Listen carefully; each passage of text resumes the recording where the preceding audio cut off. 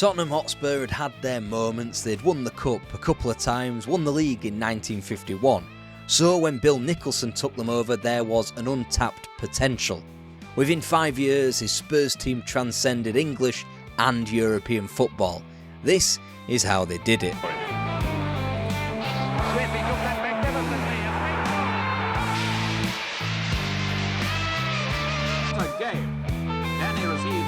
Cheers not only him and Spurs supporters, but every English soccer fan.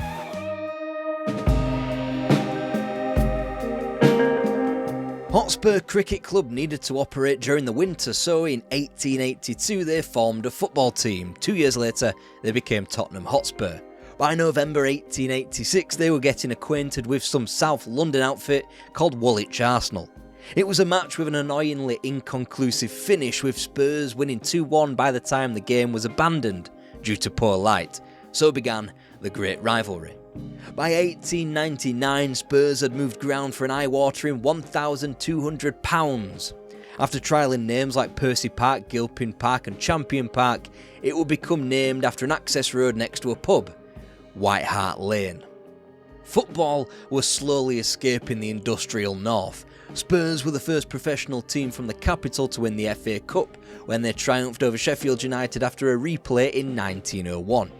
Politically, Spurs found it tough to gain election into the Football League and had to wait for a moment of opportunism, that being Stoke City's financial disarray of 1908.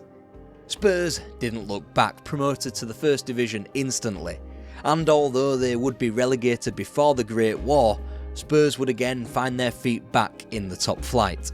And thanks to players like Jimmy Seed and Jimmy Dimmock, they won the cup again in 1921 against Wolves. This was a team managed by Peter McWilliam, who would go on to form a Scottish enclave in the capital and inspire players who weren't from Scotland, like Vic Buckingham, Bill Nicholson and Arthur Rowe. If they weren't spending the next 20 years yo-yoing between the top two divisions, their players were gripped by the throes of the Second World War. Upon football's resumption, Spurs found themselves governed by Joe Hume, a man who bled Arsenal. Naturally, he never gained acceptance, and it was Arthur Rowe who would shepherd Spurs not only into the top flight, but immediately to their first championship in 1951. With a core of Hume's former players, Arthur Rowe played a brand of pass and move football that swept through the English game. With Eddie Bailey, Ronnie Burgess and Les Medley down the left, Sonny Walters, Alf Ramsey and Bill Nicholson down the right, Spurs were insatiable. Note those last two names there, Alf Ramsey and Bill Nicholson. Friendly rivals for defensive positions for the national team, they'd be at the front of the queue in the Arthur Rowe succession plan. After a 3-1 defeat at lowly York City in the 5th round of the FA Cup in February 1955, Arthur Rowe had a nervous breakdown. Come the summer, he would permanently be replaced by Jimmy Anderson. No, not that one. Anderson needed a coach. Waiting in the wings, not literally, were Ramsey and Nicholson. Ramsey, the former England captain, Nicholson, the man who was barred a prosperous international career by his clubmate and the talent of Wolves' Billy Wright. In the end, he proved an example of it's who you know, as Nicholson was selected as Tottenham Hotspur's trainer. Nicholson had built up a rapport with Anderson from his playing days at Northfleet, whilst Ramsey was a Southampton blow-in in the late 40s. Anderson, a great servant to the club and the man who acquired many of the great talents lauded by Spurs fans through the 60s, would be beaten by health issues just like his predecessor. Probably promoted beyond his means, Spurs already had his successor lined up, who had been busy that summer coaching the England national team in Sweden. Upon his return, Bill Nicholson was faced with an offer from Sheffield Wednesday. He turned down their manager's job to remain as Anderson's trainer. 3 months later, patience proved a virtue. Bill Nicholson was Tottenham Hotspur manager.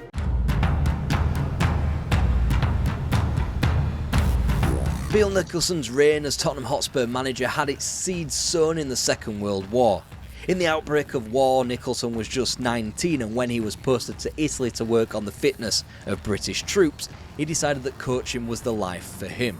After he resumed his playing career that took in a league championship and the odd tilt at an FA Cup run, he notified Arthur Rowe to find his replacement. That man was Danny Blanchflower. He was the man who would form the bedrock of Nicholson's first great Tottenham Hotspur team. He made his Spurs debut at Main Road in goalless league competition. Behind him in defence, Peter Baker had been acquired from Enfield in 1952, Ron Henry came through the ranks that same year, and Maurice Norman joined them from Norwich in '55. Bobby Smith's arrival from Chelsea in 1956 was a revelation up front, as he almost motored Spurs towards a title challenge in his very first season. Out on the wings, the acquisition of Terry Dyson from Scarborough in 1955 was joined by one of the finest to ever do it 3 years later, Cliff Jones of Swansea Town. Filling out the squad were Tony Market and Frank Saul, who had been nurtured through the youth system, and Terry Medwin, who had been purchased, again, from Swansea Town. Nicholson's first big job was to get Danny Blanchflower back on board, which he did through the medium of handing him his captaincy back. Nicholson's tenure needed it. After the initial burst of a 10-4 victory over Everton at White Hart Lane, Spurs were at the wrong end of the table come March 1959. After the talk which we demand be called a clear the air meeting, Spurs grabbed a point from Molineux against the best team in the division. From then on in, safety was confirmed, but 18th place was no position for Spurs. In an attempt to rectify the club's plight, Nicholson returned Spurs to their Scottish roots. He got his first big names in through the door in goalkeeper Bill Brown from Dundee and Falkirk's inside forward John White. The man that revolutionised the team though was half-back Dave Mackay, purchased from Hearts. Rounding out the purchases, even though he wasn't Scottish, Les Allen traded Stamford Bridge for White Hart Lane. Also, there was further tinkering to the backline when Maurice Norman moved from full-back to centre-half, with Peter Baker moving into the first 11, and Bill Nick finally had his team. He also discovered the foundation for his great team from an unusual place, the Bolshoi Ballet in Moscow. During a 1959 pre-season tour, an amazed Nicholson inquired about the dancers' secrets to their fitness and stamina, and they returned home a changed club. The manager hired Olympic weightlifter Bill Watson, and Tottenham Hotspur became the fittest team in the land. Spurs were an important cog in the 1959-60 campaign, going to places like St James Park and Old Trafford and winning 5-1 on both occasions before inflicting the same scoreline on champions Wolves. All before the first defeat of the season up at Hillsborough the following week. While Spurs would go on to lose twice in succession before Christmas at home to Bolton and at Luton, the downward spiral wouldn't come until the club were blinded by the allure of the double in February. Yes, just after the club posted a mind-melting 13-2 FA Cup 4th round replay win over Crewe Alexandra.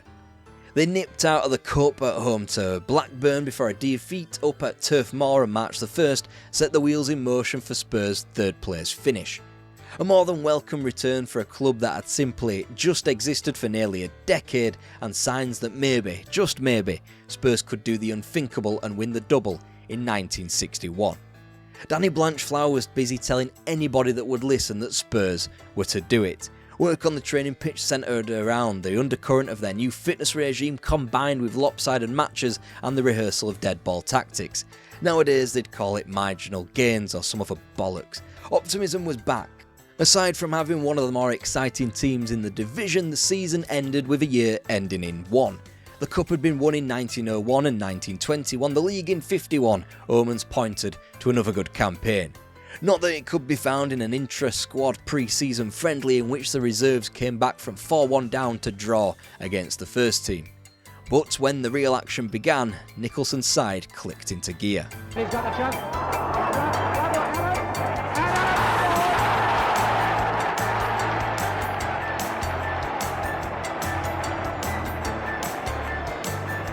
Blackburn then fell at Blomfield Road and liked the defeat so much they repeated the trick at White Hart Lane 8 days later.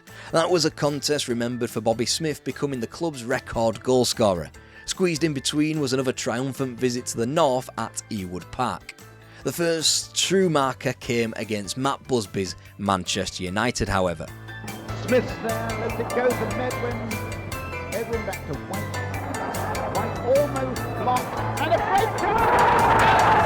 Despite a glut of injury to Spurs' ranks, Bolton fell twice, Arsenal fell, Leicester too, before the most prolific afternoon of the season so far with the visit of Aston Villa.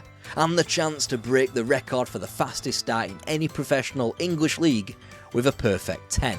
Through to Allen, and Sims starts to leave his goal, changes his mind. Could well be goal number 5 it is. The visit of Wolves was next, the biggest test of Spurs' season yet, and a chance to rack up an 11th win from 11 matches. A Cliff Jones brace and goals from Dave Mackay and John White ran in the goals in a 4-0 demolition job. Until Spurs were finally stopped, held to a draw 9 days later by Manchester City. The question now was, how would Nicholson's side respond, especially when Nicholson himself wouldn't be there thanks to illness. Gap for Mackay down the side there, and it's over the top of the net. The near perfection continued against Newcastle and once at home to Cardiff, and then with a bang-on bonfire night against Fulham. Fulham so far over 20 minutes gone. So, Allen going down and scores! Well, I thought Allen was down that time. 7 days later, the invincibility was over thanks to Sheffield Wednesday. In a way, those inside the club were glad there was enough pressure to win a double that the added chasing of an unbeaten campaign had become a burden. They won all but one of their remaining 1960 matches, and the one they didn't win, an instant classic when Burnley came to town. Slinging it back, there's Norman, and the goal! Relentless, so swift strike of getting it back to Jones, goal number 2! And once Blackburn were thrashed to end 1960, the second part of Spurs' campaign could begin, with the visit of Charlton in the Cup. Well, at the field was Smith moved offside, so it's up to Allen, he scored! Charlton, of course, beaten, the rest of the league looked to have gone the same way, as Spurs entered 1961 with an enormous 10-point advantage over Wolves. Les Allen had finally come good, Cliff Jones was back in the fray after a first half of the season dogged with injury, and Alan White had made the left inside forward position his own. And even though Spurs tasted defeat to Manchester United and Leicester City in the first weeks of the new year, Cup success still hung in front of them. Crew pumped again in the Cup, Spurs had a tricky trip to the second city in the 5th round of the competition. White. Getting the ball back to Jones. White on to Allen, Allen with it, on the edge of the box, hook, hard back across the goal, and it's an own goal! An own goal by either Dugdale or Neil. And Jones. Next was the chance to kill off Wolves' slim title aspirations stone dead. The gap had shrunk to 8 points with 12 matches to play, and a Bobby Smith goal kept that lead in a 1-1 draw at White Hart Lane. After that, a trip to Main Road, the first team to stop Nicholson's Spurs that season. Spurs out when all seems lost. Lance Sadney holding off the floats in a lovely one, and it's in the corner of the net, and there's the first one, and it's Midland that scores it. Revenge there, and with the advent of spring, however, the ratcheting up of the pressure. The latter stages of the Cup were here, and Spurs were pencilled in with a tricky trip to Roker Park. Corner there, Jones, and it's in the corner of the net. Cooper taking it, Hurley has gone up there, he's running in very quickly, and it's a great save by Brown, it's in the net! 5 would be slapped beyond the Black Cats when they came to London for the replay 4 days later, and yet Spurs entered their biggest game of the season, the Villa Park semi-final against Burnley off the back of a 3-2 defeat in Cardiff. A trip to Villa Park was already daunting enough, Spurs had lost their last 3 semi-finals there, and what's more, the reigning champions of England, Burnley, stood in their way this time. However, Burnley had just given up the ghost of winning the European Cup 3 days prior when they lost 4-1 in Hamburg. Allen, that little side flick. Oh, and Smith is here!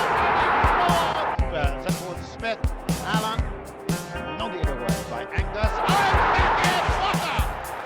What a strong goal again! His fans are already standing up, cheering their heads off as though they were already at Wembley. It's the Jones! This is the closing second, and it's a goal! Whether it was a hangover or a blip becoming a wobble, Newcastle pitched up at the Lane 4 days later and became only the second team to inflict defeat on Spurs in front of their own fans. Now the gap was a mere 4 points to the new title rivals, Sheffield Wednesday. Before the pair could meet on April the 17th, Bill Nicholson's side had to traverse Easter, a notorious time in the football calendar. In preparation for a week that usually created champions, Spurs dithered to a point at Craven Cottage that only shrunk their lead further. Thankfully, Chelsea were put in front of Nicholson's side twice in 4 days, and 4 points were gleaned from their London rivals. And so meant to tee that up for Alan, but it's gone out to White. And Spurs holding, trying to find a way through it. Jones, who's got offside, a beautiful move by Jones, and goal number 4, magnificent goal. By Bloomfield, right onto it, and there's the first one. And it was Bloomfield, yes, that took it right off the foot of Field. He came in on it. While Spurs won big over Easter, the Owls were wounded by 3 successive draws against Blackburn, Newcastle and FA Cup finalist Leicester City. The Stars therefore had a line to make April 17th for Championship Carnival should the correct result occur. 4 games left and a 6-point gap at the top, a draw with the Yorkshire club would confirm Spurs' championship. A loss and what was a 12-point advantage at its height would be stripped down to just 2, and with a trip to Turf Moor to come 5 days later. The result was of paramount importance, and a win is what Spurs achieved. Les Allen and Bobby Smith with the goals after Don Megson had silenced White Hart Lane, only temporarily in the first half. Title sealed, Spurs were only chasing records now, and records were tumbling no matter where you looked. 31 victories from a league season constituted the smashing of a new record. 66 points also a record, but thanks to defeats against Burnley and West Brom, it would only be jointly shared with Herbert Chapman's Arsenal from the 1930s. There was no doubt that Spurs were a good team, they'd just won the league after all. The difference though between a good team and a great team was breaking down boundaries, and that meant in 1961 winning the FA Cup against Leicester City to become the first 20th century team to win the English double. Easing the nerves, Nicholson took the squad to the local Odeon to watch Guns of Navarone. Whilst Leicester were handicapped by injury, Bobby Smith needed all his stealth to sneak out to receive injections on the morning of the final so he would be fit for the game. Spurs were the biggest favourites to win the cup since Wolves faced Portsmouth in 1939, and that day the underdogs won out. And it's Allen. Dyson back there calling for it. Smith, he took that magnificently and went side to White, and now to Smith, number 9. In comes Dyson, he scored! Here though they didn't, despite Nicholson describing it as one of Tottenham's worst performances of the season, calling it bloody awful, in fact. Nonetheless, it all served to create an immortal season, a season built on the optimism of Danny Blanchflower underneath the perfectionism of his manager. The difference between a great team and an elite team, now it meant winning in Europe.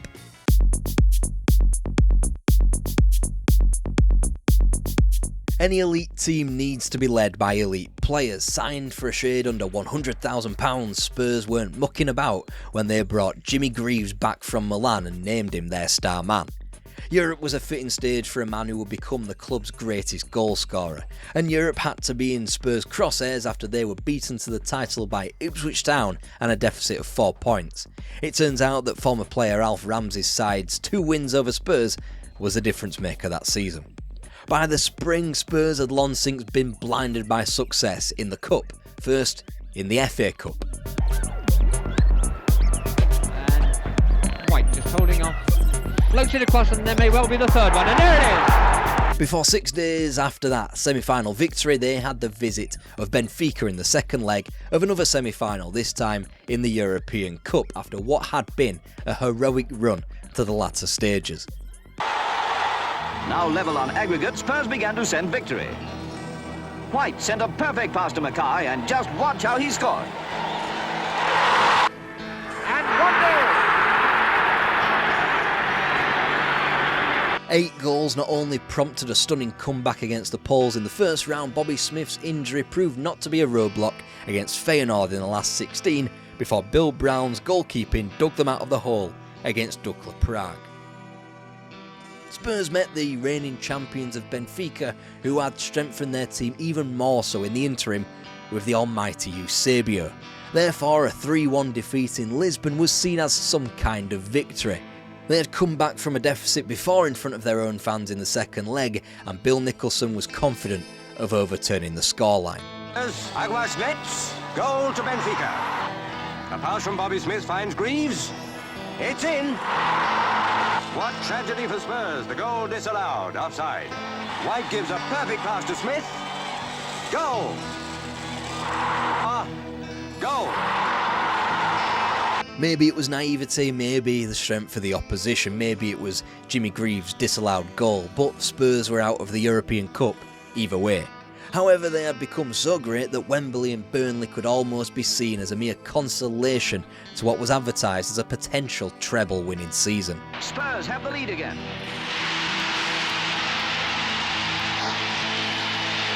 Penalty against Burnley. Blanchflower himself takes the kick.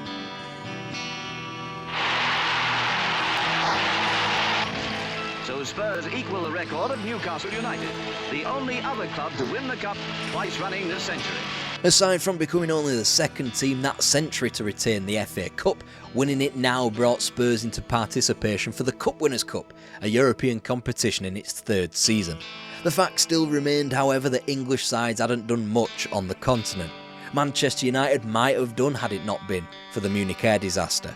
But in the European Cup, Chelsea had been barred from competing by the Football League, whilst both Wolves and Burnley had since only made it to the quarter-finals.